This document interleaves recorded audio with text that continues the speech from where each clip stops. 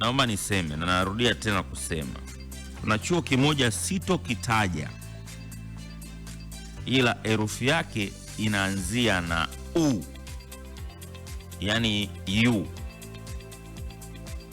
Kuna harufu inasikika katika eneo la hicho chuo kiuhalisia, nadhani na wewe pia utakuwa ukipita hapo unasikia. Ni kero moja kubwa sana ambayo nadhani inawatatiza watu wengi sana, si mimi peke yangu.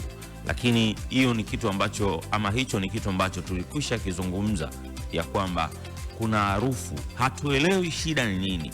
Ninachojaribu kuwaza kwa sauti ni kwamba kama mimi ninayepita barabarani ninaisikia ile harufu, vipi kuhusu hao wanafunzi ambao ndio wanasoma kwenye hicho chuo?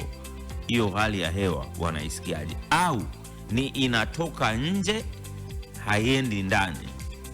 Naomba wahusika tuzungumze vizuri kabisa kuhusiana na hili jambo. Tunawezekana tukawa tuna tabia ya kuzoea vitu, tunazoea vitu tu kwamba hisi basi itaisha tu.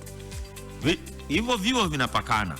Nao tusikiliza saa hizi mtanielewa. Hivyo vivyo vinapakana, haviko mbali sana.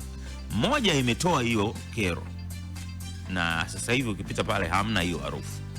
Lakini chuo kimoja kina harufu moja ni nzito kweli kweli, kiasi kwamba ukipita, hata sio na gari tu, hata ukipita kwa mguu kawaida, hiyo harufu ipo. Tunaomba wahusika mfanye ambacho mnakifanya, hiyo harufu tujue tatizo lake ni nini. Karibu sana kwenye Big City Breakfast ya 92.5 mpaka saa 3 kamili za asubuhi.